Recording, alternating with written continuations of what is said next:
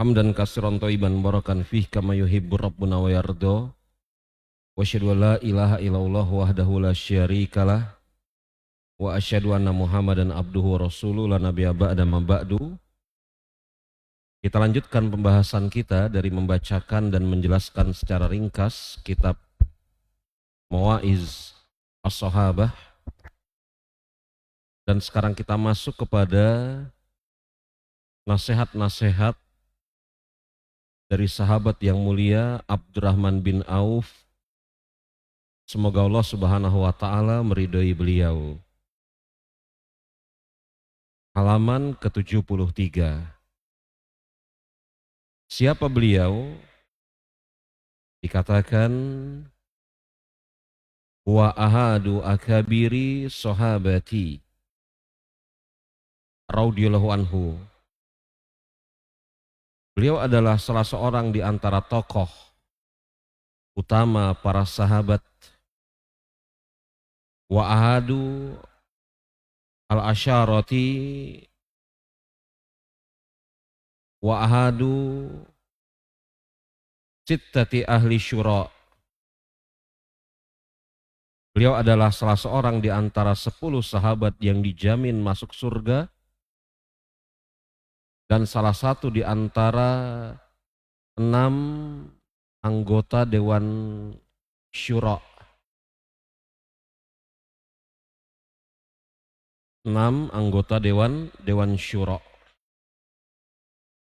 Seperti yang telah kita bahas kemarin, bahwasanya ketika Umar bin Khattab radhiyallahu anhu meninggal, beliau tidak berwasiat siapa pengganti beliau, kecuali Abu Ubaidah ibnul Jarrah. Akan tetapi Abu Ubaidah ibnul Jarrah wafat sebelum wafatnya Umar. Dan Umar setelah itu tidak menunjuk orang selain Abu Ubaidah.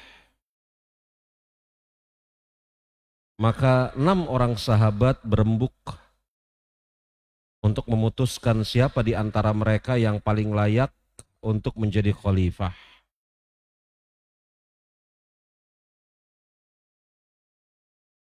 Dua orang condong kepada Sa'ad bin Abi Waqqas. Dua orang yang lain condong kepada Utsman bin Affan. Utsman bin Affan ada di situ, dan Abdurrahman bin Auf adalah penentu. Maka Abdurrahman bin Auf, semoga Allah Subhanahu wa taala meridhai beliau, berkeliling mencari masukan, pendapat dari para sahabat siapa yang paling layak menjadi pengganti Umar bin Khattab. Maka secara aklamasi terpilihlah Utsman bin Affan. Wa ahadu as-sabiqina badriyin. Dan beliau yakni Abdurrahman bin Auf adalah sahabat yang mengikuti perang Badar. Wa huwa ahadu samaniyati allazina baddaru ilal Islam. Dan beliau yakni Abdurrahman bin Auf adalah terhitung orang ke-8 yang memeluk agama Islam. Jadi dihitung mulai dari Khadijah, Ali bin Abi Thalib dan seterusnya, Abdurrahman bin Auf adalah orang ke-8 yang memeluk agama Islam. Wa ahadu man kana yufti fi ahdi Rasulillah sallallahu alaihi wasallam.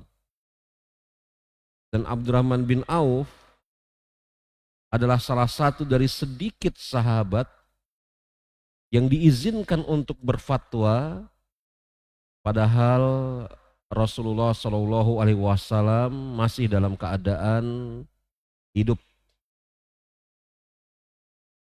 Jadi hanya sedikit sahabat yang diizinkan berfatwa dan Rasul biarkan mereka untuk berfatwa dalam keadaan Rasulullah Shallallahu Alaihi Wasallam masih hidup. Di antara yang sedikit itu Abdurrahman bin Auf. Beliau adalah Abdurrahman bin Auf bin Abdul Auf Az-Zuhri Al-Quraisy Abu Muhammad.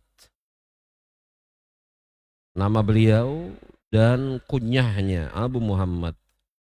Al-Mutawaffa sanata, dan beliau yakni Abdurrahman bin Auf wafat salasina wa isnin min hijrati, pada tahun ke-32 Hijriyah. Wa huwa ibnu isnaini wa sab'in, pada saat usianya berlebih kurang 72 tahun. Tahun berapa Abdurrahman bin Auf wafat? Salasin wa isnin. Isnin wa salasin. 32 tahun. Maaf, tahun ke-32 Hijriyah. Yuqallu khamsin wa sab'in. Ada juga yang mengatakan ketika beliau wafat usianya 75 tahun. Dufina bil Baqi faqala Ali. Abdurrahman bin Auf dimakamkan di Baqi, maklum komplek pekuburan di Madinah. Ketika Abdurrahman bin Auf wafat, Ali bin Abi Thalib berkata, "Adhhaba ya Ibn Auf, faqad adrakta safwaha wa sabakta ranqaha." Ay qadaraha. Ketika Abdurrahman bin Auf wafat, Ali bin Abi Thalib radhiyallahu anhu beliau berkata, "Telah meninggalkan kami wahai engkau Ibnu Auf, di mana engkau telah merasakan kejernihannya, dan tersisa sekarang kami menghadapi kekeruhannya." Yang dimaksud oleh Ali bin Abi Thalib radhiyallahu anhu di sini adalah berbagai macam fitnah yang datang pada masa pemerintahannya, baik sebelumnya ataupun ketika beliau memerintah. Sebagian ulama ada yang berpendapat bahwasannya yang dimaksud di sini adalah kaum muslimin sebelum wafatnya Abdurrahman bin Auf, fokus mereka masih kepada bagaimana menyuburkan dan memakmurkan akhirat. Tapi kemudian ketika pada zaman Ali bin Abi Thalib, kekuasaan kaum muslimin telah terbentang, maka sebagian kaum muslimin mulai terfitnah dengan dunia, terkotori tujuan hakiki mereka dengan dunia. Jadi ada dua macam makna dari ucapan Ali bin Abi Thalib radhiyallahu anhu ini, di mana beliau mengatakan faqad adrakta safwaha wa sabaqta ranqaha. Engkau telah meninggalkan kami dalam keadaan putih bersih, sedangkan kami sekarang menghadapi kekeruhannya.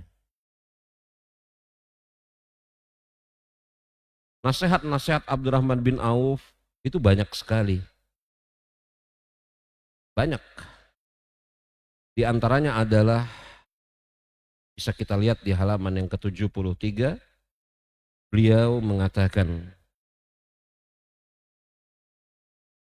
"Ibtulina bid-dharra'i fasabarna, wabtulina bis-sarra'i falam nasbir." Abdurrahman bin Auf, semoga Allah Subhanahu wa taala meridhoi beliau, beliau berkata, kita diuji dengan kesulitan, kesusahan, kesempitan, dan kita mampu bersabar. Sedangkan ketika kita diuji dengan kelapangan, falam nasbir, kita nggak sanggup untuk bersabar. Abdurrahman bin Auf radhiyallahu anhu sedang memproyeksikan apa yang terjadi pada masa-masa tahun-tahun terakhir kehidupan beliau, di mana yang awalnya kaum muslimin dalam keadaan kekurangan, mereka mampu bersabar menghadapi kekurangan tersebut. Tetapi setelah kemudian perbendaharaan timur barat Allah Subhanahu wa taala bukakan bagi kaum muslimin, runtuhnya dua kekaisaran yang besar, Konstantinopel dan Bizantium, banyak sekali kemudian harta jizyah, rampasan perang masuk ke dalam baitul mal kaum muslimin, dan keadaan kaum muslimin semakin lama semakin membaik secara perekonomian, lapang keadaan mereka, falam nasbir, akan tetapi kita tidak bisa bersabar. Maka Syekh Umar Muqbil beliau mengatakan wahazihi min matin wahazihi min matinil fikhi lil ma'ani kitabi wa sunnati. Ucapan Abdurrahman bin Auf ini adalah ucapan yang sangat mendalam di dalam memahami makna-makna Al-Quran dan As-Sunnah. Ucapan beliau ini adalah ucapan yang matin, ucapan yang kuat. Kuat pemahaman beliau terhadap al-ma'ani, al-kitab wa sunnah. Terhadap makna-makna Al-Quran dan As-Sunnah. Fa'inna sabro ala darra'i wa syiddati zahirul ma'na. Karena kenapa? Karena sabar di dalam menghadapi penderitaan dan kesulitan itu sesuatu yang mudah dipahami maknanya oleh kebanyakan manusia. Dan ini kita jumpai ya, kalau ada orang yang tertimpa musibah, bencana, kesulitan, maka pada umumnya kita akan mengatakan kepada mereka, hendaklah engkau bersabar. Dan orang yang diberikan nasihat dengan ucapan seperti itu, paham maknanya, memahami makna ucapan tersebut, hendaklah engkau bersabar. Makanya dikatakan oleh Syekh, zahirul makna, maknanya jelas, nggak samar. Wa yudrikuhu kullu ahadin, maknanya hampir diketahui oleh seluruh manusia. Lakin allazi, akan tetapi, nah ini dia, akan tetapi, begitu. Lakin allazi yatafata'anu lahu ila alba'u wazul uquli wan nuha sabru alal ghina. Akan tetapi tidak diketahui maknanya kecuali oleh orang-orang alba'u, ulul albab maksudnya orang-orang yang berakal. Al-ba'u di sini maksudnya adalah terambil dari kata-kata al-albab, ulul albab, orang-orang yang berakal. Zul uquli, juga ini orang-orang yang berakal, orang-orang yang cerdas. Wan nuha, nuha, ya ini artinya juga cerdas, berakal, pandai. Akan tetapi tidak diketahui maknanya kecuali oleh orang-orang yang berakal. Makna dari kalimat as-sabru alal ghina, sabarlah ketika menghadapi kelapangan kekayaan. Ini kalau kita hadapkan ucapan seperti ini kepada orang yang memiliki kelapangan harta misalnya, hendaklah engkau bersabar. di atas kekayaanmu, kelapanganmu. Sebagian orang akan bingung, apa maknanya sabar di atas kekayaan? Tidak ada yang mengetahui kecuali apa? Ilal alba'u wa dzukul uquli wan nuha.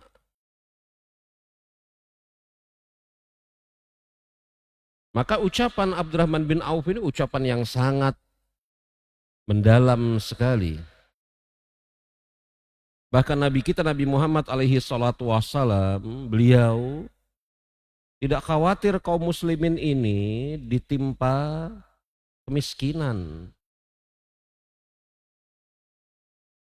Tetapi yang beliau khawatirkan apabila kemudian kaum muslimin ini dilapangkan urusan dunianya. Anda bisa lihat di halaman yang ke-74. Walihadza qala sallallahu alaihi wasallam. Dan telah berkata Rasulullah sallallahu alaihi wasallam, fawallahi mal faqra akhsha alaikum. Demi Allah, bukan kemiskinan yang aku khawatirkan menimpa kalian. Rasulullah SAW tidak pernah mengkhawatirkan kemiskinan akan menimpa kaum muslimin.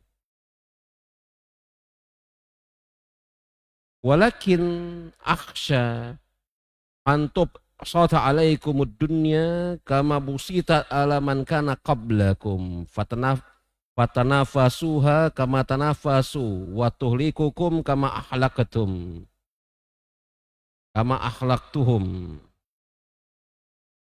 Bukan kemiskinan yang aku khawatirkan kepada kalian, akan tetapi yang aku khawatirkan kepada kalian, dibukakan atas kalian dunia, lalu kalian saling berlomba-lomba untuk mendapatkannya. Wa tuhlika hukum kama ahlakatahum. Maka kalian akan binasa sebagaimana orang-orang sebelum kalian ketika melakukan hal seperti itu juga binasa. Hadis sahih riwayat Imam Bukhari dan Imam Muslim dari Amr bin Auf radhiyallahu anhu. Ucapan Syekhul Islam Ibnu Taimiyah, ucapan yang enggak layak kita tinggalkan untuk tidak kita baca. Ucapan Ibnu Taimiyah ucapan yang bagus sekali, cermati. Qala Syekhul Islam Ibnu Taimiyah. Berkata Syekhul Islam Ibnu Taimiyah, wakilta nikmataini darra'i wassarra'i. Dan kedua macam nikmat ini, darra' wassarra', kesulitan maupun kelapangan. Imam Ibnu Taimiyah mengatakan kesulitan itu nikmat ya. Antum bisa baca itu. Wakilta nikmataini. Dan dua nikmat tersebut, ad-darra'i was-sarra'i, kesulitan maupun kelapangan, Ibnu Taimiyah menganggap kesulitan salah satu di antara dua nikmat dan yang lainnya adalah kelapangan.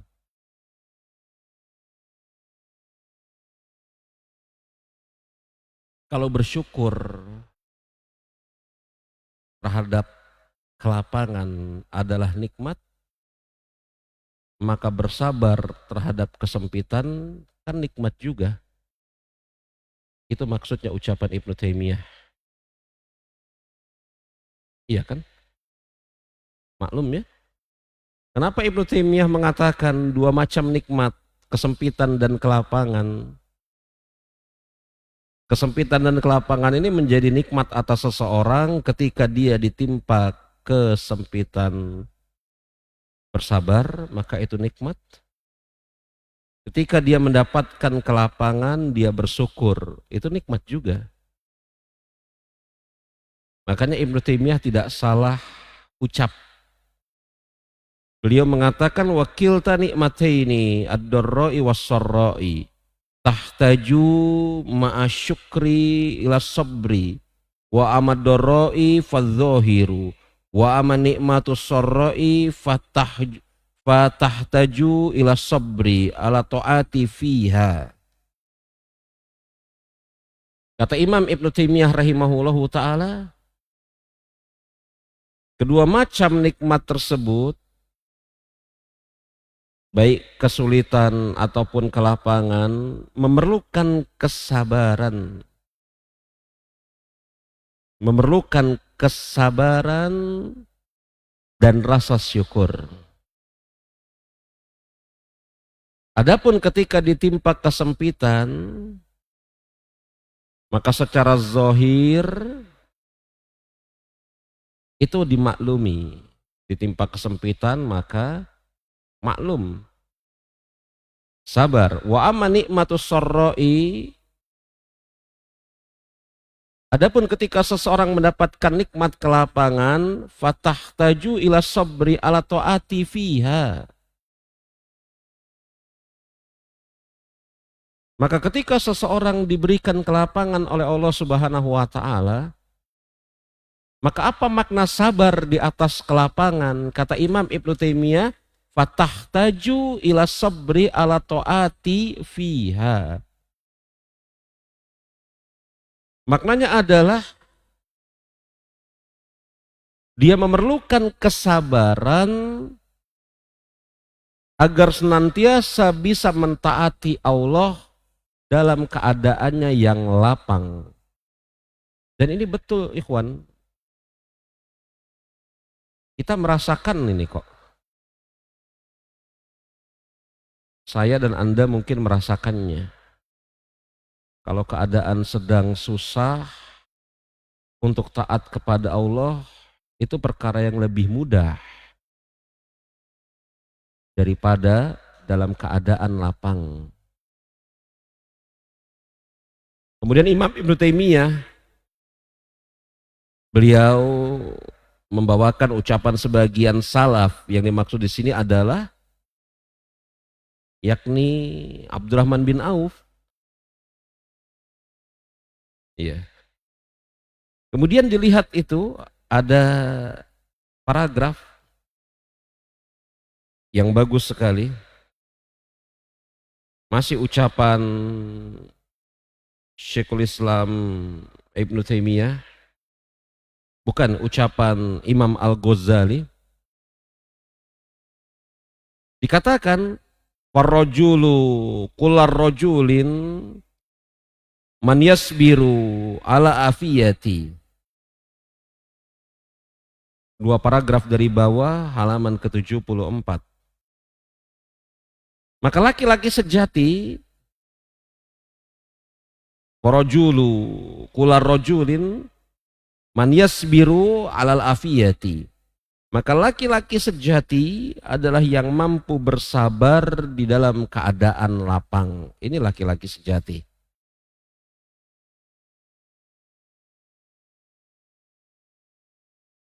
Jemaah rahimani wa rahimakumullah. Imam Ibnu Rajab rahimahullahu ta'ala berkata, antum bisa lihat halaman ke-75. Ketika Imam Ibnu Rajab menjelaskan surat Al-Anbiya ayat ke-35. Kata Imam Ibnu Rajab, faja'alla kulla ma yusibul insana min syarrin au khairin fitnatan. Maka Allah Subhanahu wa ta'ala menjadikan segala sesuatu yang menimpa manusia, baik berupa perkara yang buruk ataupun perkara yang baik, sebagai fitnah. Baik di dalam perkara yang baik disukai ataupun dalam perkara yang buruk dan tidak disukai, sebagai fitnah. Kemudian Imam Ibnu Rajab mengatakan annahu mihnatun, yumtahanu biha. Perkara yang disukai itu berpotensi mendatangkan fitnah. Sebagaimana perkara yang tidak disukai berpotensi mendatangkan fitnah.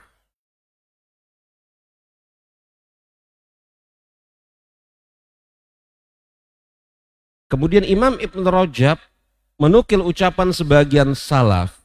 Qala ba'dus salaf, fitnatu darra'i yasbiru alaiha birra wal fajiru. Wala yasbiru ala fitnati sarra'i illa siddiku. Illa siddiku. Berkata sebagian salaf, fitnatud darra'i yasbiru alaiha bir atau barru wal fajiru. Yang mampu menghadapi fitnah kesempitan itu orang yang jahat maupun orang yang baik mampu bersabar atasnya. Pada umumnya seperti itu ya. Ketika ditimpa musibah, bencana, ujian, cobaan, orang yang baik, orang yang fajir mampu bersabar atasnya. Wala yasbiru ala fitnatis sarra'i ila siddiq. Dan tidak ada yang bisa bersabar di atas fitnah kelapangan kecuali orang-orang yang jujur. Jadi kalau kesempitan, kesusahan, hampir semua orang bisa menghadapinya. Fitnah kesempitan, kesusahan, kesedihan, hampir semua orang mampu menghadapinya. Tetapi fitnah berupa kelapangan, kegembiraan, kesenangan, tidak ada yang bisa menghadapinya kecuali orang-orang yang jujur. Kemudian Imam Ibn Rajab membawakan kisahnya Imam Ahmad. Maklum Imam Ahmad rahimahullahu ta'ala mendapatkan fitnah di dalam perkara khalqul Quran. Al-Quran makhluk. Maklum itu ya. Walama ubtila Imam Ahmad bi fitnatid darra'i sabara. Ketika Imam Ahmad, semoga Allah Subhanahu wa taala merahmati beliau, diuji dengan fitnah kesusahan, dia bersabar. Satu persatu di antara karangan para ulama mengucapkan kalimat Al-Quran makhluk dengan satu dan lain alasan. Adapun Imam Ahmad bersabar. Tidaklah beliau mengucapkan Al-Quran makhluk, tetapi tetap mengucapkan Al-Quran kalam Allah, bukan makhluk.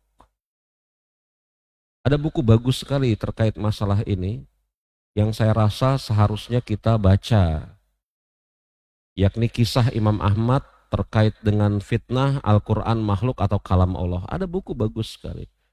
Bagaimana kita lihat keteguhan seorang imam ahlu sunnah di dalam mempertahankan akidah Islam. Faidahnya banyak sekali.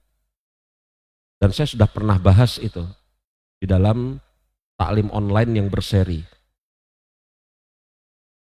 Bagus sekali, luar biasa. Jadi ketika Imam Ahmad rahimahullahu ta'ala tertimpa fitnah,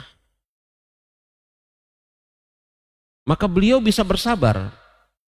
Sabbara walam yadza. Beliau bersabar dan sedikit pun tidak mengeluh. Imam Ahmad dipenjara beberapa lama, dikurangi hak-haknya, dirampas kemudian alat-alat tulisnya, dicabut haknya untuk mengerjakan sholat berjamaah. Imam Ahmad bersabar demi mempertahankan akidah Al-Quran kalam Allah bukan makhluk. Bahkan Imam Ahmad mengatakan kanat ziyadatan fi imani. Mudah-mudahan apa yang sedang menimpaku ini bisa menambah kualitas dan kadar keimananku. Walama ubtilu bi fitnati sarra'i. Akan tetapi ketika Imam Ahmad ditimpa fitnah kelapangan setelah berganti kekhalifahan, Imam Ahmad dibebaskan, direhabilitasi nama baiknya, diizinkan kembali untuk mengajar, maka nama Imam Ahmad semakin terkenal. Orang-orang kagum terhadap kekonsistenan Imam Ahmad mengatakan Al-Quran kalam Allah bukan makhluk. Yang ahlu sunnah semakin cinta kepada Imam Ahmad. Adapun ahlul bid'ah, sebagian besar di antara mereka mengikuti sunnah dengan sebab Allah, kemudian dengan sebab kejadian tersebut. Ahlul bid'ah yang memusuhi Imam Ahmad pada saat itu, maka sebagian besar di antara mereka rujuk kembali kepada manhaj ahlus sunnah wal jamaah, kecuali hanya beberapa orang saja. Makanya ketika pentolan ahlul bid'ah yang bernama Ibnu Abi Duat, musuhnya Imam Ahmad di dalam perkara ini, mati, maka tidak ada yang mengiringi jenazahnya kecuali hanya 4 orang. Ibnu Abi Duat, musuhnya Imam Ahmad di dalam masalah ini, ketika mati tidak ada yang mengiringi jenazahnya kecuali 4 orang. Takut ahlul bid'ah pada saat itu, lagi pula jumlah mereka sedikit. Ahlus sunnah semakin cinta kepada Imam Ahmad. Ahlul bid'ah rujuk kembali kepada sunnah. Adapun yang tidak kembali kepada sunnah sedikit, nama Imam Ahmad harum kemana-mana. Kemudian Imam Ahmad, beliau mengatakan, wahiyya syuhratuhu wa ikbalun nasi alaihi wa ta'zimuhum lahu. Ketika beliau menjadi terkenal, manusia menerimanya. Yang dimaksud manusia menerimanya ini ahlul bid'ah tadi yang tidak menerima Imam Ahmad. Kalau ahlus sunnah menerima Imam Ahmad, hati mereka lapang, redok terhadap Imam Ahmad. Yang dimaksud dengan ikbalun nasi alaihi, ini adalah orang-orang yang tidak menerima sunnah awalnya. Karena keteguhan Imam Ahmad, mereka menerima sunnah. Wa ta'zimuhum lahu, dan mereka memuliakan Imam Ahmad. Jazi'a wa tamannal mauta sobahan wa masaan. Maka pada hari-hari terakhir kehidupan Imam Ahmad mengeluh dan menginginkan agar Allah Subhanahu wa taala cabut nyawanya di setiap pagi atau petang. Ketika Imam Ahmad menjadi populer, terkenal, lapang urusannya, tertimpa fitnah beliau, fitnah popularitas, syuhrah, disebut di situ. Fitnah popularitas. Maka Imam Ahmad rahimahullahu ta'ala mengeluhkan keadaan dirinya. Watsamanal mauta sobahan wa masaan. Dan Imam Ahmad menginginkan kematian pagi dan petang. Kenapa Imam Ahmad menginginkan kematian pagi dan petang? Wa khosya an yakuna naqsan fid dinihi. Beliau khawatir dengan sebab popularitas pengagungan manusia terhadapnya, kelapangan yang sedang dia rasakan itu bisa membahayakan agamanya.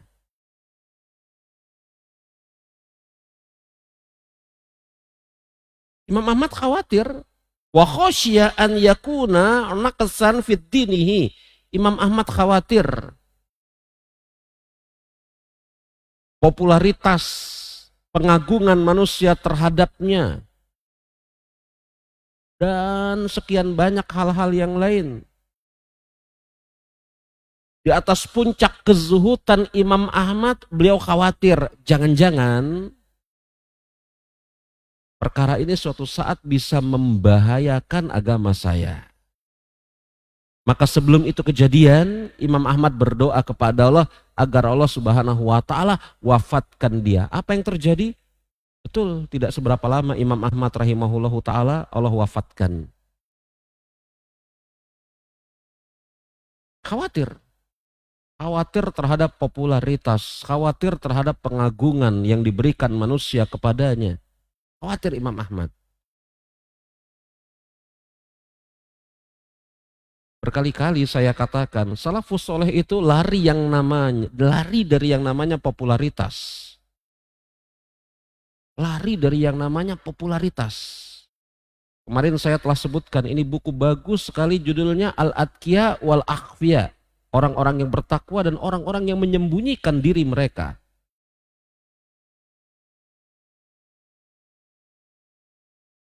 Bukankah juga kita tahu bahwa saja di sana ada Uwais Al-Qarni? Satu-satunya seorang tabi'in yang namanya pernah disebut oleh Rasulullah SAW, tapi menghindar jauh, tidak menginginkan diketahui oleh siapapun. Bukankah semalam telah kita bahas juga Imam Abdullah ibnu Mubarak?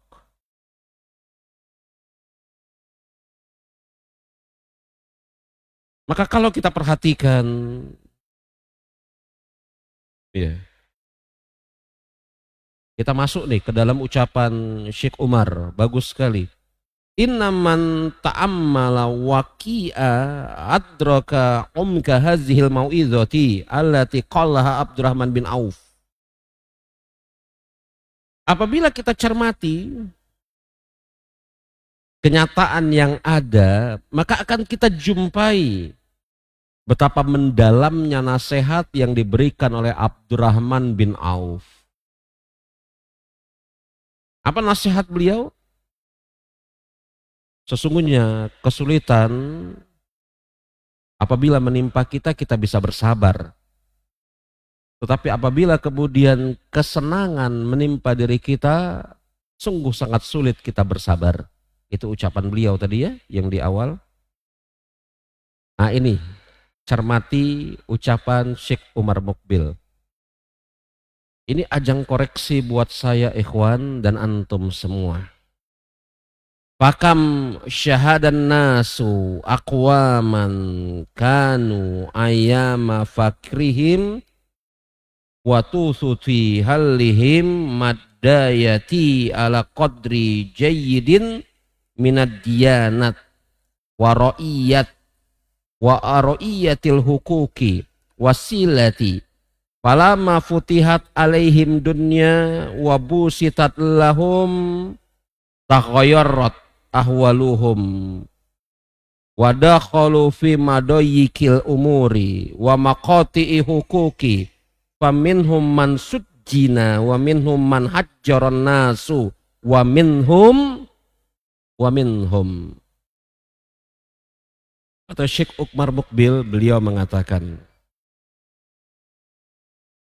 betapa banyak orang fakam syahadan nasu, betapa banyak orang yang dalam keadaan fakir atau tawasuti, ya sedang-sedang saja,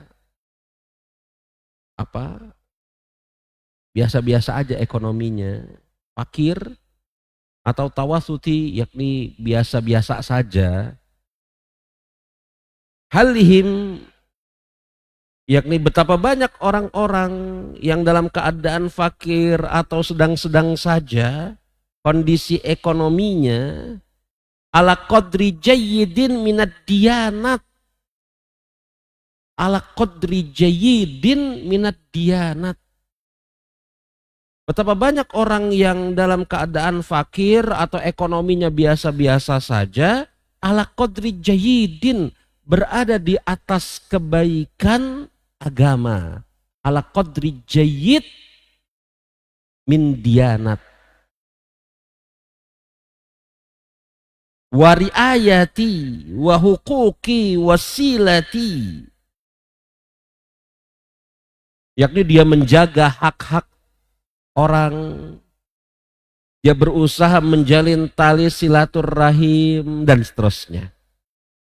Betapa banyak orang yang dalam keadaan fakir atau ekonominya biasa-biasa saja, berada dalam keadaan baik agamanya. Dia menjaga hak-hak Allah Subhanahu wa taala, menjaga hak-hak manusia. Dia menyambung tali silaturahim dan yang lainnya. Falama futihat alaihim dunya wa busitat lahum, dan ketika kemudian dunia itu dibukakan untuk mereka dan mereka berada di dalam keadaan lapang, taghayyarat ahwaluhum, keadaan mereka berubah. Keadaan mereka berubah. Wa dakhalu fi madayyikil umur. Mereka berada di dalam keadaan yang sebaliknya, sempit. Kalau tadinya punya waktu untuk mengerjakan sholat berjamaah, padahal ekonominya biasa-biasa saja, fakir.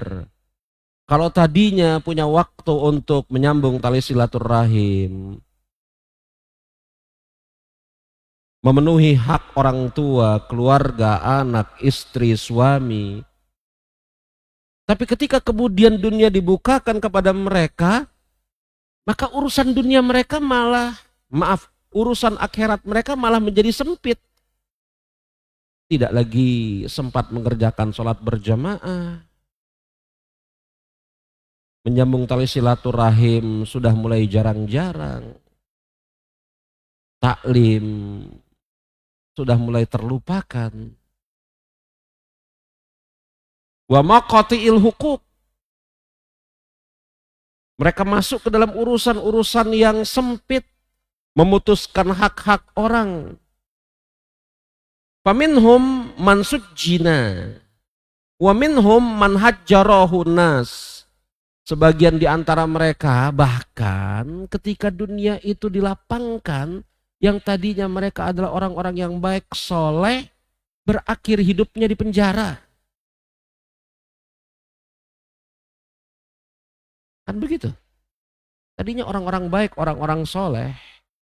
Tapi ketika dunia dilapangkan, malah kemudian hidupnya berakhir di penjara. Wa minhum man hajjarahun nasu. Dan sebagian di antara mereka ada yang dijauhi oleh manusia.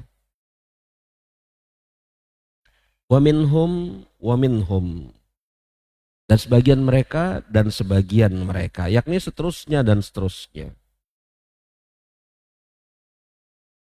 Kemudian Syekh berdoa, memohon kepada Allah Subhanahu wa taala agar diberikan keselamatan dan kebaikan di dalam segala hal, perkara yang lapang maupun yang sempit, dan sesungguhnya Allah Subhanahu wa taala mampu menjadikan kita termasuk orang-orang yang bersabar ketika diberikan kebaikan atau ketika mendapatkan keburukan.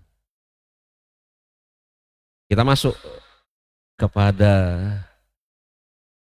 nasihat yang kedua dari Abdurrahman bin Auf. Abdurrahman bin Auf, semoga Allah Subhanahu wa taala meridhai beliau mengatakan, ini nasihat kedua ini harus kita sampaikan juga agar jangan sampai kemudian di antara kita memiliki persepsi yang keliru terhadap harta. Kalau kita hentikan pembicaraan kita dengan nasihat yang pertama, tidak kita lanjutkan kepada nasihat yang kedua, maka mungkin kita akan memiliki persepsi yang salah terhadap harta. Atau na'udzubillah min zalik, menuduh Abdurrahman bin Auf sebagai salah seorang di antara sahabat yang kaya raya, memberikan nasihat secara lisan yang tidak dipraktekkan secara perbuatan. Begitu kan? Abdurrahman bin Auf itu salah seorang di antara sahabat yang kaya raya. Kayaannya berlimpah. Abdurrahman bin Auf, semoga Allah Subhanahu wa taala meridhai beliau, beliau mengatakan, "Ya habbadzal malu asunnu bihi irdi wa urdi bihi rabbi." Beliau ketika kemudian pekerja-pekerjanya datang sambil membawa barang dagangan plus dengan laba serta untung-untungnya, Abdurrahman bin Auf ketika hijrah dari Mekah ke Madinah, beliau pergi ke pasar berdagang. Allah kembangkan aset perdagangannya. Setelah itu beliau pekerjakan beberapa orang. Betul? Maka orang-orang ini melaporkan perkembangan perniagaan Abdurrahman bin Auf dalam tempo yang berkala. Pada suatu saat Abdurrahman bin Auf duduk, para pegawainya datang membawa harta Abdurrahman bin Auf, modal dan laba-labanya, keuntungannya. Abdurrahman bin Auf melihat sambil mengatakan, "Ya habbadza mal." Sungguh indah harta tersebut. Habaza ini indah, menakjubkan. Sungguh indah harta tersebut. Habaza ini indah, menakjubkan, mempesona. Ini kata-kata yang hampir nggak kita dengar di dalam pembicaraan hari-hari ini. Ya habaza mal, sungguh menakjubkan, indah, mempesona harta tersebut. Iya. Kemudian Abdurrahman bin Auf mengatakan, "Usini bihi ardi." Ya dengan harta itu aku bisa menjaga kehormatan dan kemuliaanku. Wa urdi bihi rabbi. Yang dengan harta tersebut aku bisa berusaha untuk menggapai ridho Rabbku. Nah itu dia. Jadi Abdurrahman bin Auf mengatakan kepada hartanya, "Ya habbaza mal." Masya Allah ini fulus. Harta menakjubkan ini. Antum kalau punya barang bagus ucapkan ini ya. Ya habbaza mal. Ya habbaza mal. Ya kan? Ya habbaza mal. Tapi bukan cuma sekedar takjub terhadap harta. Cermati ucapan Abdurrahman bin Auf, "Usuni bihi irdi wa urdi bihi rabbi." Yang dengan harta ini aku akan berusaha menjaga kemuliaan dan kehormatanku, kemuliaan dan kehormatan anggota keluarganya. Dan dengan harta ini aku akan berusaha untuk mencari ridho Rabbku.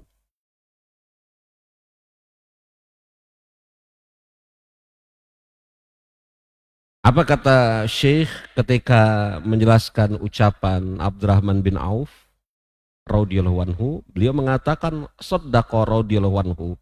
Hadzal qaul minhu huwa fiqhu." Benar Abdurrahman bin Auf. Ucapannya itu muncul dari fikih yang sangat mendalam. Cermati ini, agar kita jangan salah paham di dalam menghadapi harta. Fa inna syara la yazummu jam'a mali lizati jam'i. Wa inna ma yazummuhu iza jama'ahu sahibuhu thumma qasara fi adai hukukihi. Ini dia. Kata Syekh, fa inna syara, karena sesungguhnya syariat la yazummu jam'a mali lizatihi jam'i. Karena sesungguhnya syariat tidak pernah mencela harta, tidak pernah mencela harta ketika dikumpulkan. Abdurrahman bin Auf mengumpulkan harta yang sedemikian banyak. Persis seperti Utsman bin Affan, persis seperti Abu Bakar As-Siddiq, bahkan persis seperti Nabi Sulaiman alaihi salam. Betul kan? Mengumpulkan harta sedemikian banyak. Maka tercelanya harta itu bukan dengan sebab dia dikumpulkan atau dicari, bukan itu. Wa innama yazmuhu iza jama'ahu sahibuhu thumma qasara fi adai hukukihi. Tercelanya harta itu kapan? Ketika dia dikumpulkan, kemudian pemiliknya kurang di dalam menunaikan hak-hak terkait dengan harta tersebut. Ketika dikumpulkan hartanya, dia tidak tunaikan hak-hak yang terkait dengan harta tersebut. Misalnya apa? Zakat, nafkah, silah ini apa? Menyambung tali silaturahim, sodakoh. Ya. Bahkan Syekh Hafizahullah Ta'ala, beliau kemudian mengkoreksi pendapat sebagian ahli zuhud yang keliru di dalam masalah ini. Beliau mengatakan, halaman ke-76, halaman yang ke-76, wa amma man sara bi abjadiyati ba'di zuhad min zammil mali mutlaqan fahuwa kalamun la yajri ala qawaidi syar'i wala usulihi. Adapun yang beredar di lisan orang-orang, adapun yang beredar di lisan sebagian orang-orang yang mengaku zuhud, ketika mereka mencela harta secara mutlak, maka ucapan orang-orang yang seperti ini tidak dibangun di atas kaedah-kaedah syariat, tidak juga pada usul-usulnya. Ada sebagian ahli zuhud yang mencela harta dan bersamaan dengan itu mengagungkan kemiskinan, mencela orang yang mengumpulkan harta orang kaya, dicela oleh mereka. Syekh Umar membantah dengan mengatakan apa yang beredar di lisan-lisan sebagian ahli zuhud ketika mereka mencela harta mutlakon secara mutlak. Harta itu tidak terpuji secara mutlak dan tidak tercela secara mutlak. Ada sebab dia terpuji sebagaimana ada sebab dia tercela. Maka ketika mencela harta secara mutlak, fahuwa kalam la yajri ala qawaidi syar'i wala usulihi. Maka ucapan ini tidaklah keluar dari seseorang yang tidak memahami kaedah-kaedah syariat, tidak juga usul-usulnya. Yap. Ini kalau di dalam bukunya, ini dicetak dengan tinta merah. Lafat wasohihu fi mas'alati jam'il mali, itu ya, itu dicetak dengan tinta merah karena ini perkara yang penting. Kita baca. Wasohihu fi mas'alati jam'i mali wa a'damihi an yufsala fiha fayuqalu. Dan yang benar di dalam masalah mengumpulkan harta atau tidak memilikinya, maka harus diperinci dengan perincian seperti ini. Nah ini, cermati ini. Kan kita perlu kaedah-kaedah, usul-usul, kapan mengumpulkan harta terpuji, kapan mengumpulkan harta tercela. Kita perlu ini kan, kaidah-kaidah, patokan-patokan, usul-usul, kapan mengumpulkan harta terpuji, kapan mengumpulkan harta tercela. Syekh mengatakan, in kana jam'uhu lil mujarradil jam'i ma'at taksiri fi haqqillahi wa haqqi ibadihi fihi au alha an wajibati syariati au kana sababan fi riqqati diyanati wa do'ifiha fahuwa madhmumun bila syakkin. Titik sampai di sini. Kita terjemahkan. Apabila harta tersebut dikumpulkan dengan tujuan semata-mata ditumpuk ma'at taksir bersamaan dengan kurang di dalam menunaikan hak-hak Allah Subhanahu wa taala, hak-hak hamba-hambanya, atau ketika mengumpulkan harta tersebut menjadikan seseorang lalai dari menjalankan kewajiban-kewajiban syariat,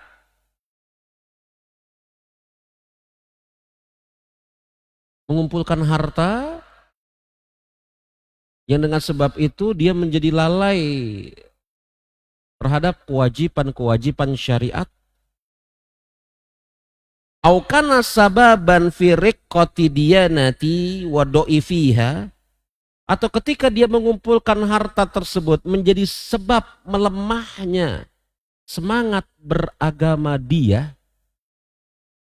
bahwa mazmumun bila syak, maka mengumpulkan harta yang modelnya kayak gini tercela, tidak diragukan lagi. Yakni apabila seseorang mengumpulkan harta hanya semata-mata untuk dikumpulkan, dia tidak tunaikan hak Allah Subhanahu wa taala, dia tidak tunaikan hak hamba-hambanya. Dengan cara dia mengumpulkan harta tersebut melalaikan dia dari menunaikan kewajiban-kewajiban syariat, atau menjadi sebab melemahnya semangat beragama dia. Lemah, maka tidak diragukan lagi ini perkara yang tercela. Nah, ini qawaidnya. Kapan harta dikumpulkan dengan sebab itu lalai dari menunaikan hak Allah, hak hamba. Ada orang-orang, laki-laki maksudnya, mencari harta pagi, siang, sore, malam, dia lalai terhadap hak keluarganya. Iya kan? Dia lalai terhadap hak keluarganya. Dia tidak nasihati anak istrinya. Dia tidak ingatkan keluarganya untuk menegakkan sholat. Dia lalai di dalam pendidikan agama anak-anaknya. Maka mengumpulkan harta yang menyebabkan hal seperti itu, ini tercela. Kita lanjutkan. Ama min jama'ahu insanu li gharidi solihin fa anfaqahu fi sabilillahi wa da'mi masyari'i khairi wa arafa jami'ul haqqa lillahi fihi fa ada zakatahu wa ada huquqahu ukhra fahuwa laisa bimazmum. Maka ketika seseorang mengumpulkan harta dengan tujuan yang baik, semisal untuk menginfakkan hartanya di jalan Allah, atau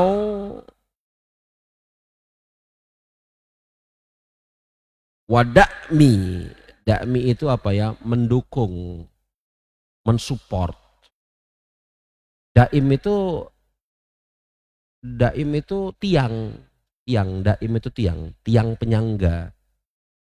Baguslah kalau kita artikan mensupport ya, menyangga, mendukung. Wada'mi masyari'i khair, dan mendukung masyari' ini jamak dari jalan-jalan. Jalan-jalan. Maklum ya. Dan mendukung jalan-jalan kebaikan. Dan ketika seseorang mengumpulkan harta dengan tujuan yang baik, menginfakkan di jalan Allah, menyokong program-program atau jalan-jalan kebaikan, wa arafa jami'u haqqalillahi fihi fa ada zakatahu wa ada haqqahu ukhra fa huwa laysa bimazmum. Dan dia mengetahui hak-hak Allah terhadap hartanya tersebut. Dia tunaikan zakat dan dia tunaikan hak-haknya yang lain, fahuwa laisa bimazmum. Maka ini bukan perkara yang tercela.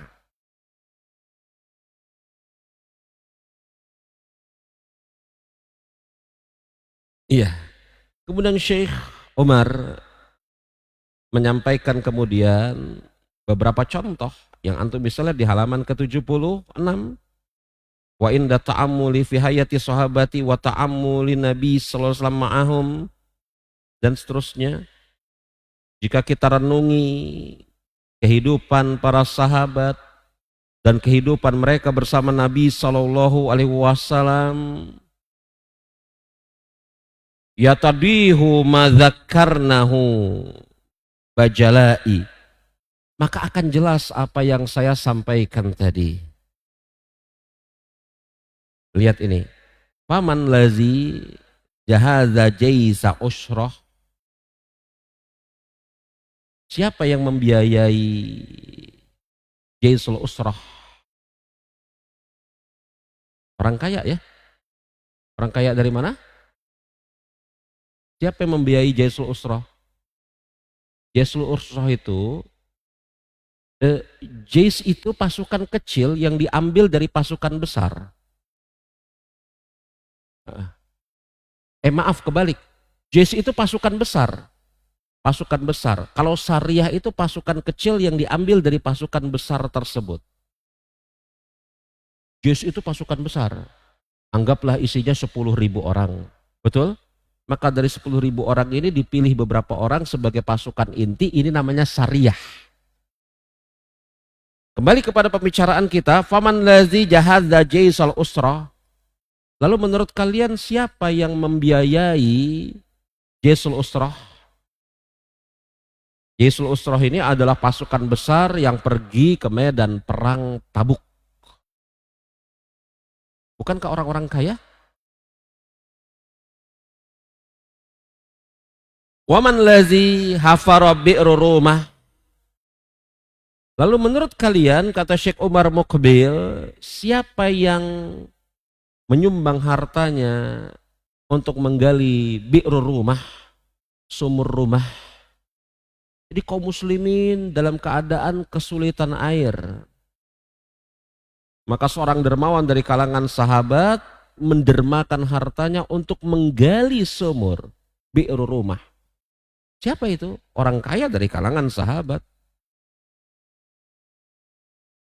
Bal manzalazi jahadan Nabi sallallahu alaihi wasallam inda ma'aradal hijrah.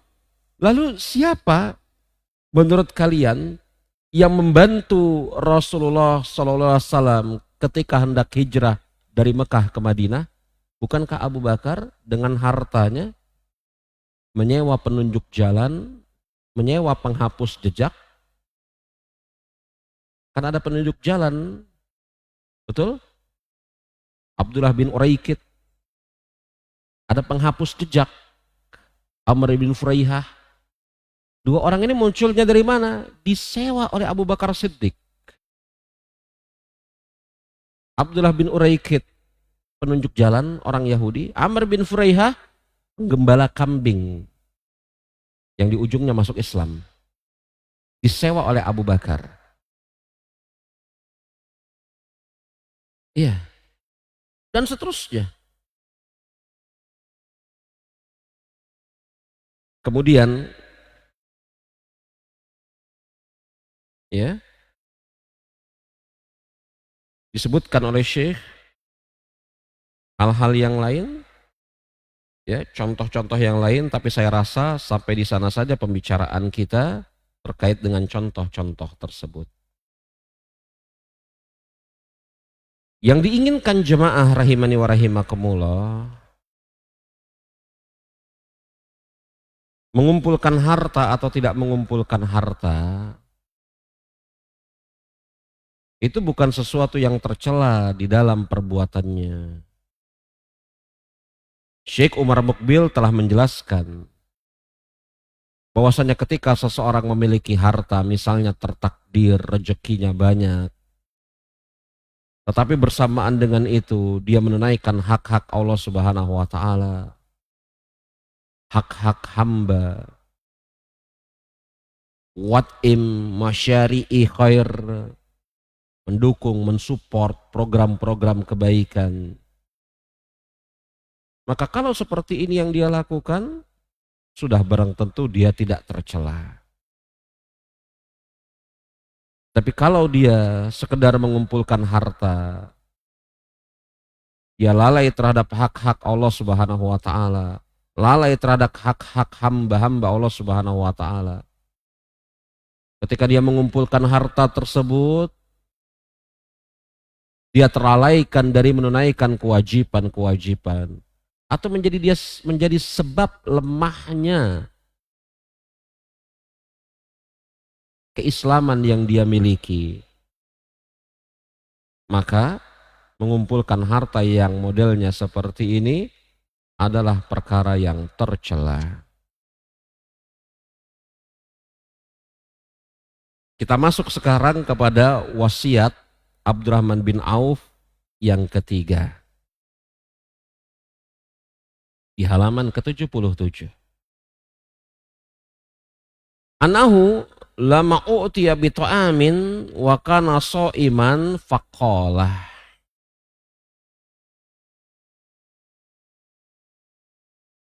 Ketika dihadirkan kepada Abdurrahman bin Auf makanan dan beliau dalam keadaan sedang berpuasa, beliau mengatakan, Qutila Mus'ab bin Umair wa huwa khairun minni.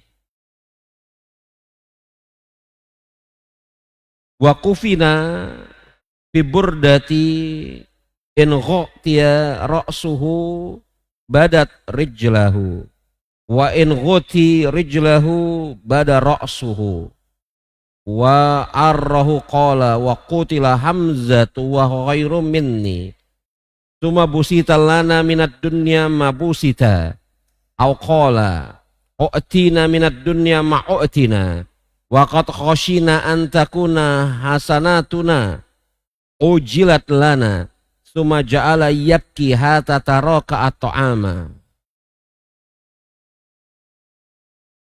Ketika dihadirkan makanan kepada Abdurrahman bin Auf dalam keadaan beliau sedang berpuasa, beliau mengatakan telah terbunuh Mus'ab bin Umair, yakni mati syahid Mus'ab bin Umair pada saat perang Uhud. Dan dia lebih baik dibanding diriku. Dia yakni Mus'ab bin Umair dikafankan dengan burdah, yakni selembar kain tebal kasar yang berasal dari Yaman. Apabila kain tersebut diarahkan ke atas kepalanya, maka kakinya terlihat. Apabila kain tersebut ditarik ke arah kakinya, maka kepalanya yang akan terlihat, yakni kain itu kecil, nggak bisa menutupi seluruh tubuhnya Mus'ab bin Umair. Wa qutila Hamzatu wa huwa khairu minni. Dan telah terbunuh Hamzah dan dia lebih baik dibanding diriku. Hamzah bin Abdul Muthalib, pamannya Rasulullah, juga syahid pada saat perang Uhud. Hamzah dan Mus'ab bin Umair wafat pada saat perang Uhud. Kemudian Abdurrahman bin Auf mengatakan, lalu dunia ini dibentangkan untuk kita. dan kita diberikan kenikmatan oleh Allah Subhanahu wa taala, maka seharusnya kita khawatir bahwasanya kenikmatan-kenikmatan yang kita rasakan di dunia ini adalah ganjaran yang disegerakan oleh Allah Subhanahu wa taala untuk kita. Kata Abdurrahman bin Auf, beliau mengatakan dibentangkan dunia untuk kita. Dan kita telah merasakan nikmatnya dunia ini. Dan sungguh seharusnya kita khawatir dibentangkan dunia ini untuk kita, itu merupakan kebaikan-kebaikan yang Allah Subhanahu wa taala segerakan untuk kita di dunia.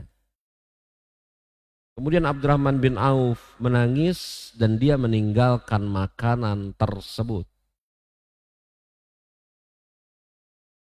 Abdurrahman bin Auf dalam keadaan sedang berpuasa. Orang tidak tahu dia sedang berpuasa. Makanya menghidangkan makanan kepada beliau. Begitu ya. Syekh mengatakan wa hakaza hiya al-qulubu hayyatu.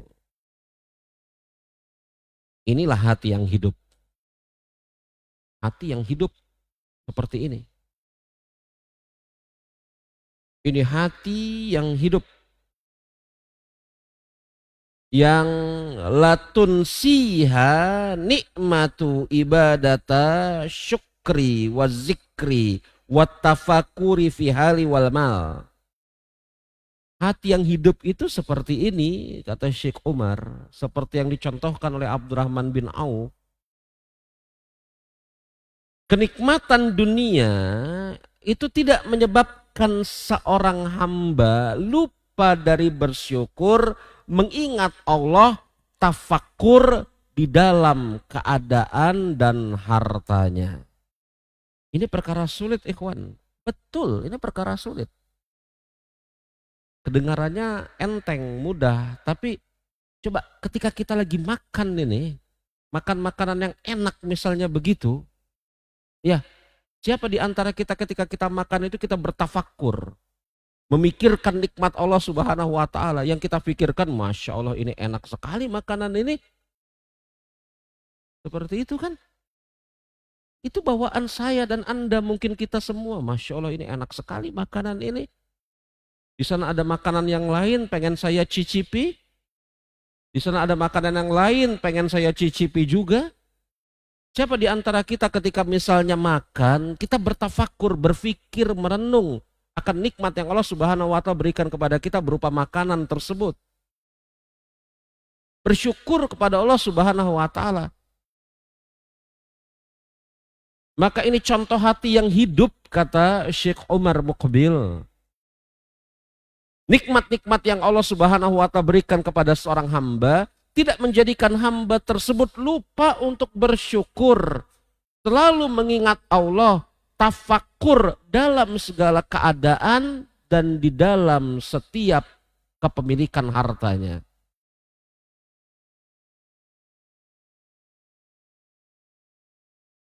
Kemudian dikatakan, Inna Abdurrahman bin Auf yatribu bihadza mauqufi darsan amaliyan li arbabim mali allazi ahyallahu qulubahum. Abdurrahman bin Auf telah memberikan pelajaran kepada kita, pelajaran yang praktis, contoh yang nyata. Abdurrahman bin Auf telah memberikan kepada kita pelajaran yang praktis, pelajaran contoh yang nyata.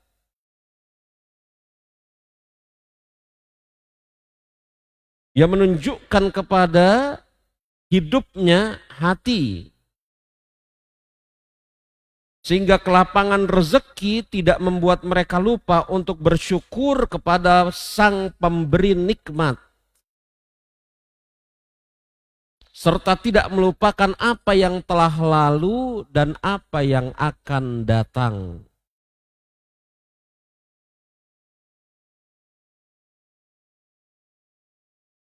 Coba Lihat halaman ke-78. Kita selesaikan wasiat Abdurrahman bin Auf. Nanti setelah sholat maghrib, kita akan berpindah kepada wasiat Sa'ad bin Abi Waqqas radhiyallahu anhu insyaallah.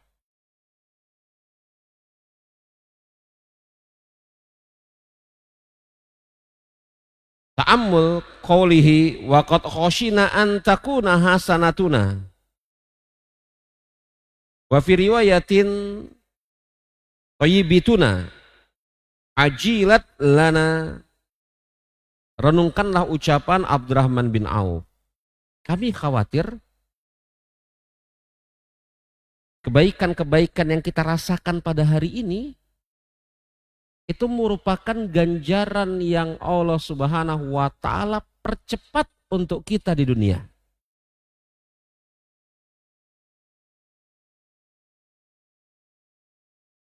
Jadi jangan-jangan nikmat yang sedang kita rasakan pada hari ini merupakan ganjaran yang Allah Subhanahu wa taala percepat di dunia. Yang nanti na'udzubillah min zalik, ganjaran tersebut tidak kita jumpai lagi di akhirat karena telah Allah tunaikan di dunia, gitu kira-kira maksud ucapan Abdurrahman bin Auf. Sudah Allah Subhanahu wa taala tunaikan ganjarannya di dunia. Sehingga tidak ada lagi sisanya di akhirat. Itulah yang menyebabkan Abdurrahman bin Auf khawatir. Yaqulu hadza wa huwa mubasyiru bil jannati. Dan yang menakjubkan, yang ngomong kayak gini orang yang telah mendapatkan kabar gembira pasti masuk surga. Kok bisa-bisanya yang ngomong kayak gini orang yang telah mendapatkan kabar gembira pasti masuk surga?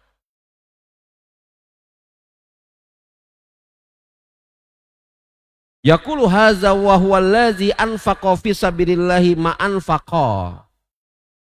Dan orang yang mengucapkan kalimat ini adalah orang yang telah berinfak di jalan Allah Subhanahu wa taala dan sungguh dia telah berinfak.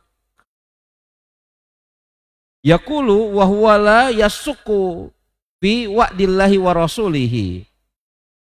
Ketika Abdurrahman bin Auf mengucapkan kalimat ini, dia tidak sedang ragu terhadap janji Allah dan janji Rasulnya.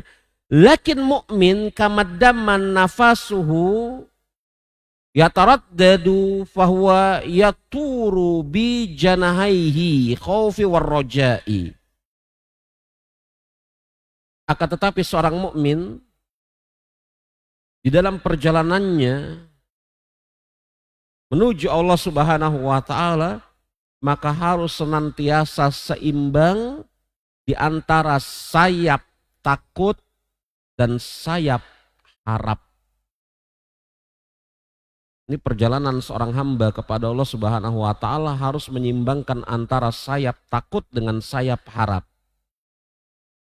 Hatta idza iqtarabat sa'atur rajuli hatta iza iqtarabat sa'atur rahil ghalaba janaba rajai bi rabbih alladzi wafatahu lil khairi.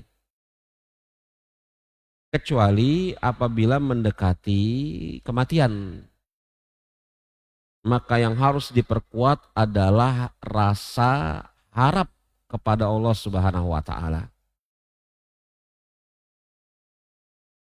Kemudian Syekh mengatakan, wa fi hadhihi qisati, dan di dalam kisah ini, fadlu zahid wa anal fadila minad din yanbaghi lahu an yamtani'a min tausi'i fid dunya. Dalam kisah ini terdapat pelajaran keutamaan zuhud. Keutamaan zuhud. Wa anal fadila fiddin yanbagillahu an yamtani'a min tausi'i fid dunya. Unzur ya ikhwan, perhatikan ini. Kalimat yang bagus sekali. Apa kata Syekh Umar? Fadlu zahid Di dalam kisah ini ada beberapa pelajaran. Yang pertama, fadluz zahid, keutamaan zuhud. Wa ana fadila fiddin yan bagi, dan adapun seseorang yang memiliki keutamaan di dalam agama, al-fadil fiddin. Al-fadil fiddin. Orang yang memiliki apa? Keutamaan di dalam agama.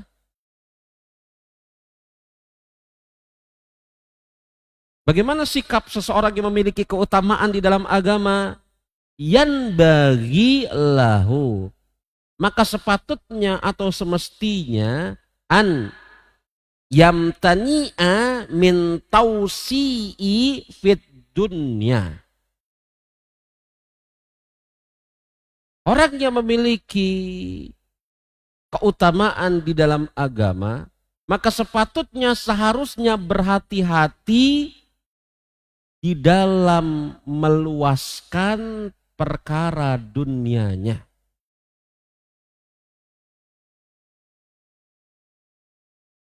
Betul ini ikhwan.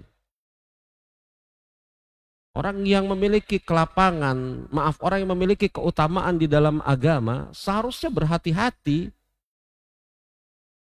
di dalam melapangkan urusan dunianya.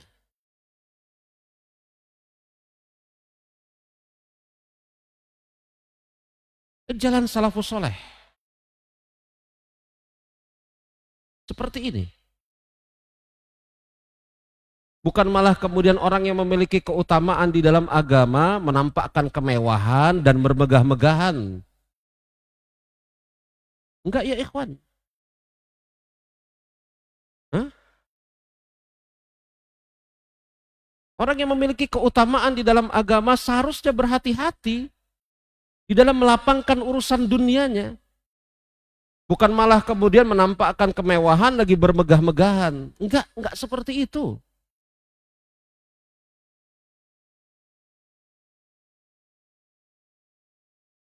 Yang mencontohkan ini Abdurrahman bin Auf, yang beliau bersikap zuhud terhadap dunia dan para sahabat orang-orang yang zuhud.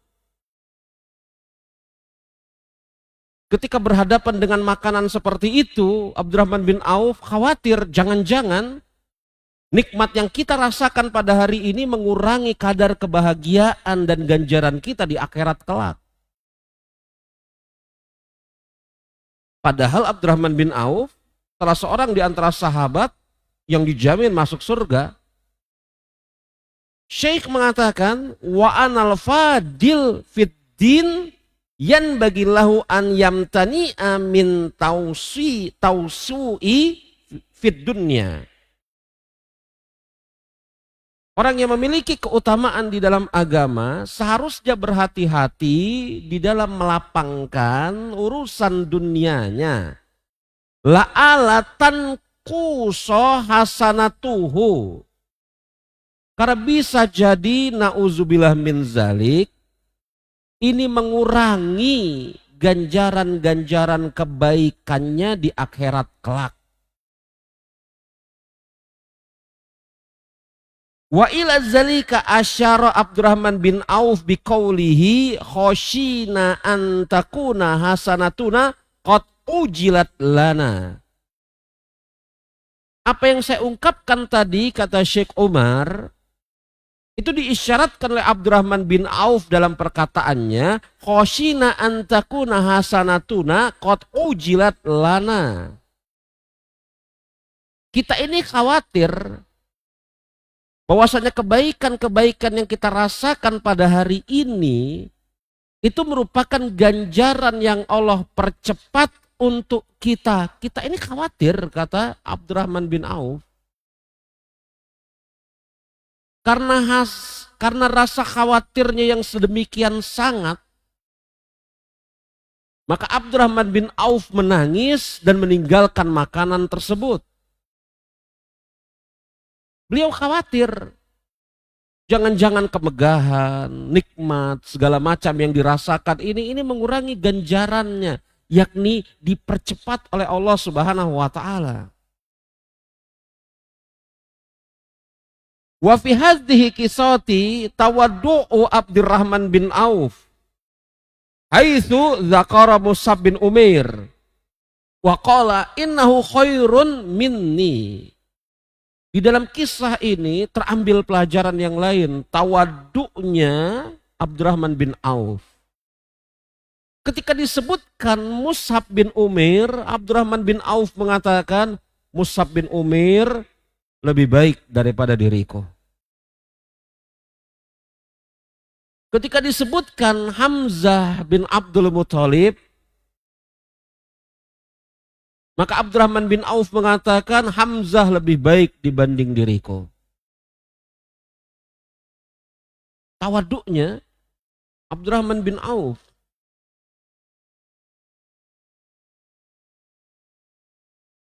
Iya. Kemudian dikatakan oleh Syekh Umar,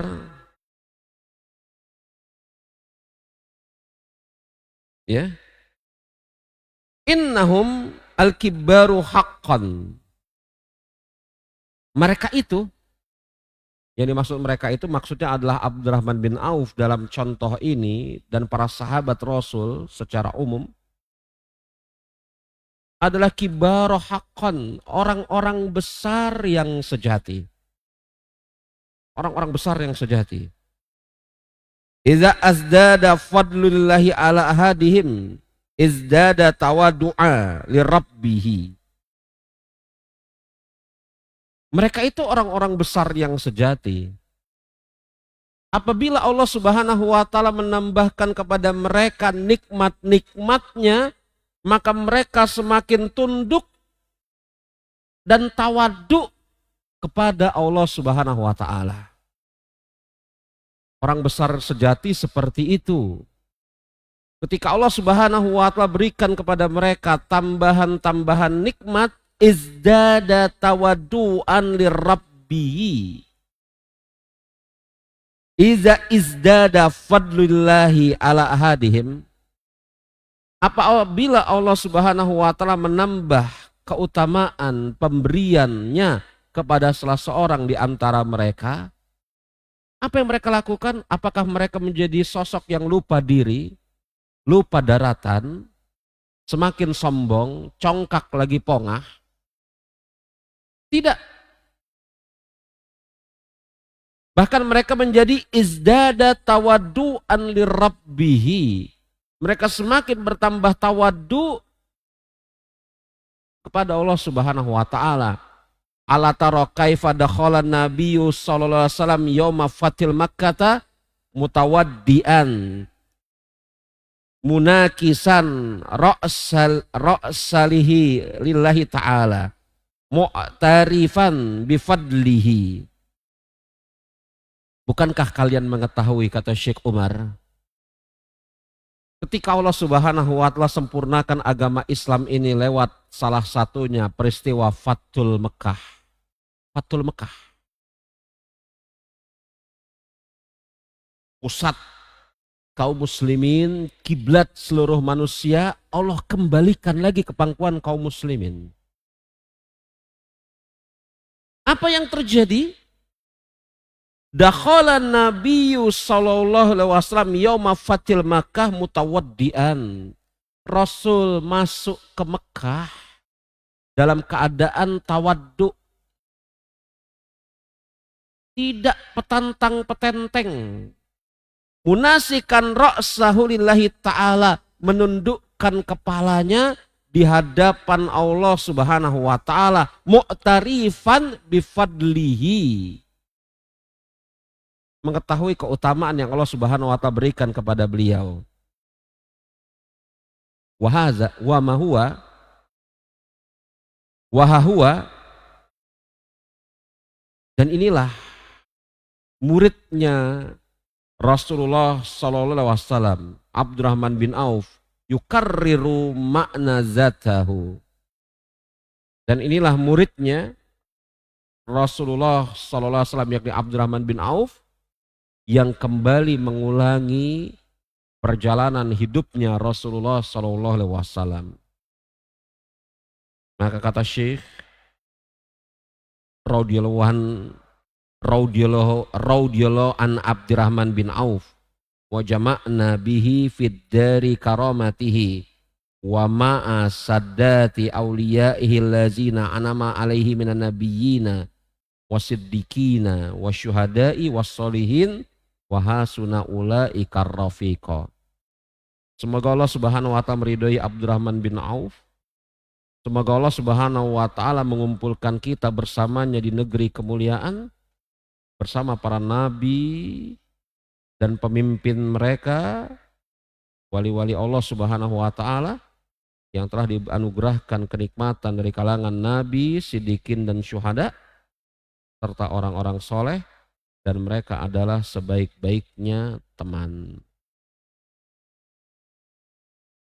Insyaallah ta'ala ba'da sholat maghrib kita akan bacakan nasihat-nasihat dari sahabat Sa'ad bin Abi Waqqas.